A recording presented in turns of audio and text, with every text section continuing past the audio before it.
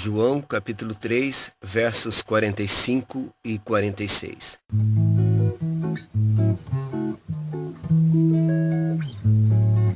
Filipe encontrou a Natanael e disse-lhe: Achamos aquele de quem Moisés escreveu na lei e a quem se referiram os profetas, Jesus o Nazareno, filho de José. Perguntou-lhe Natanael: De Nazaré pode sair alguma coisa boa? E respondeu-lhe Filipe: Vem e vê. Talvez uma das nossas maiores tentações religiosas seja aquela que tem a ver com a tentação de querer produzir provas sobre a existência de Deus. Muitos de nós queremos provar para uma plateia incrédula a verdade em relação a Deus como realidade mais absoluta da existência. Por outro lado, existe aqueles que dizem não crer em Deus e não crer no Evangelho, porque nada disso, dizem eles, pode ser comprovado. Essas pessoas afirmam que passariam a crer em Deus se houvesse uma prova que atestasse de maneira material e inequívoca a sua existência. No entanto, com essa passagem de João 3, a gente aprende que Deus não é possível de ser provado. Ele é passível de ser experimentado. Assim, a realidade da sua existência fica provada só para quem o experimenta de maneira pessoal e individual. Para quem o experimenta, provado fica. Esse texto de João fala do convite que Filipe fez para um Natanael desconfiado, pé atrás, incrédulo, diante da afirmação de que Filipe havia achado o Messias de quem falavam as Escrituras. Na verdade, o que Filipe afirma de fato a Natanael é que a realidade da fé, a legitimidade da palavra de Deus, havia se tornado um fato concreto na vida através de Jesus e que esse fato agora poderia ser atestado por qualquer um que assim o quisesse. Ele havia encontrado o Deus que tomou forma humana e que agora habitava entre nós. E não por menos, a reação de Natanael não é diferente da reação de muita gente que eu conheço.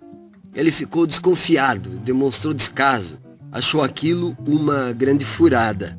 A resposta, no entanto, que Filipe deu à descrença de Natanael foi quase um deboche, mas, sobretudo, foi um desafio ousado, uma certeza convicta de que Jesus não era decepcionável. Para a incredulidade de Natanael, a resposta de Filipe foi um singelo: vem e veja. Veja que não foi um convite para um debate de evidências. Também não foi um convite para um exame literário comprobatório da exatidão e da veracidade dos textos religiosos e de como eles se cumpriam perfeitamente em Jesus, o filho de José. Para Filipe, Jesus era uma realidade tão cristalina e absoluta que ele mesmo poderia produzir provas a respeito de si mesmo para sepultar a incredulidade de Natanael. Eu fico pensando naquelas coisas que me vêm à mente e ao coração a partir desse convite singelo de Filipe a Natanael, e que são capazes de tornar a realidade de Jesus uma realidade absoluta e incontestável no seu coração. Quais são essas coisas que me vêm à mente? A primeira é uma pergunta que diz: quais são as coisas que aquele de quem se diz vem e veja quer que você enxergue? Em outras palavras, o que é que Jesus deseja que você veja?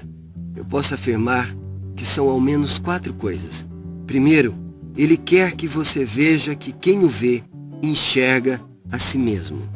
Isso porque quem olha para Jesus tem a nítida visão do seu estado pessoal e de que o grande problema do homem é o problema do seu pecado. Segundo, ele quer que você veja que quem o vê a Deus. Jesus disse: quem vê a mim, vê ao Pai. E em terceiro, Jesus quer que você veja que quem o vê o único meio possível da redenção humana. Isso porque quando João Batista o enxerga de longe, ele anuncia: eis aí o Cordeiro de Deus, que tira o pecado do mundo. Em quarto lugar, Jesus quer que você enxergue que quem o vê que sem ele vai continuar sendo a mesma pessoa que sempre foi.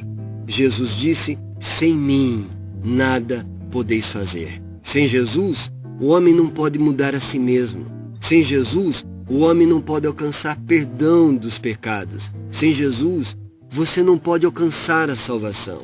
Sem Jesus, você não pode transformar o próprio coração. Sem Jesus, você não pode construir uma boa família. Sem Jesus, você não pode se tornar um bom pai. Sem Jesus, você não pode se tornar uma boa esposa. Sem Jesus, não é possível você se tornar um bom filho. Sem Jesus, você não pode construir uma vida que vale a pena. Sem mim, disse ele, nada podeis fazer. A segunda coisa que me vem à mente a partir desse convite singelo de Filipe a Natanael é que aquele acerca de quem se diz vem e veja, muito mais do que dizer, ele tem algo para mostrar. Veja que o que se diz aqui não é vem e ouça, o que se diz aqui é vem e veja. Isso porque mais do que ser apreendido como um discurso, Jesus tem prazer de ser percebido como realidade. Eu acho maravilhoso e significativo o fato de que, na primeira manifestação pública do ministério de Jesus, quando ele leu uma profecia de Isaías que falava ao seu respeito, Jesus encerra a leitura pública do seu texto diante dos seus ouvintes, dizendo: hoje se cumpriu a escritura que acabais de ouvir. E se dizia que todos tinham fitos os olhos nele. Em outra palavra, o discurso que ele acabara de ler havia se tornado concreto e visível diante dos olhos daquela plateia. Boa parte do ministério de Jesus não foi de palavras, foi de demonstração.